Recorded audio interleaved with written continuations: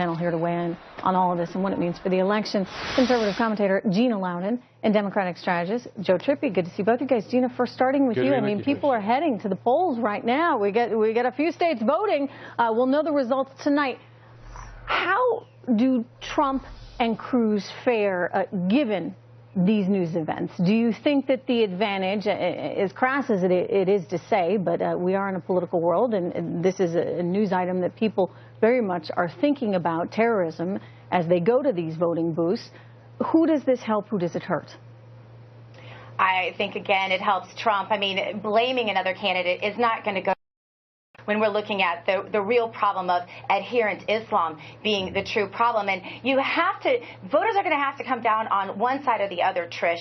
Either Donald Trump is a bombastic idiot who happens to be very lucky, or he's a visionary, citing the fact that he talked about bin Laden, named him before the 9/11 attacks. He talked about illegals coming over from Mexico right before Kate Steinle was then killed, and he practically called that one. He talked about Brussels before it even happened. I mean, people are going to have to take a look, and I think that's why exit polls have him in the 60, 70, 80%, I think it is saying that this temporary Muslim immigration ban is a good idea. This works for him.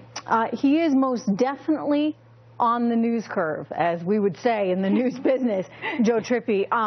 You know, but are we surprised at all by that, by Ted Cruz lashing out? I mean, he's blamed Donald Trump for the violence at the protests. He's blamed now, seemingly, Donald Trump, or at least linking his rhetoric with these attacks. Is that going a step too far?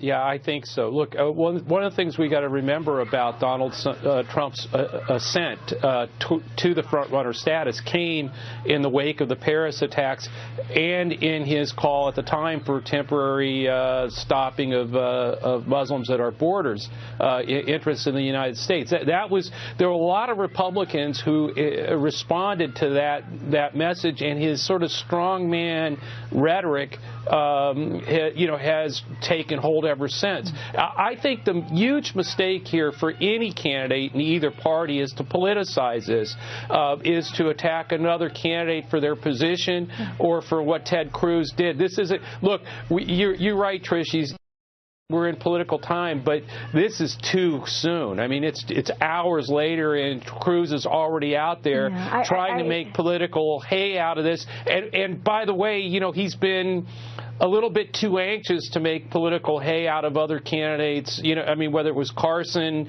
in Iowa, I mean, he's just sort of been too quick to this kind of stuff. And this one, I think, really crossed the line. Right? I mean, a lot of establishment folks early on didn't like him because he's, as they have said, and I'll use a direct quote from some of them who have been on the show, that they feel like he's out for himself as opposed to out for the greater good. And this could be another example of that.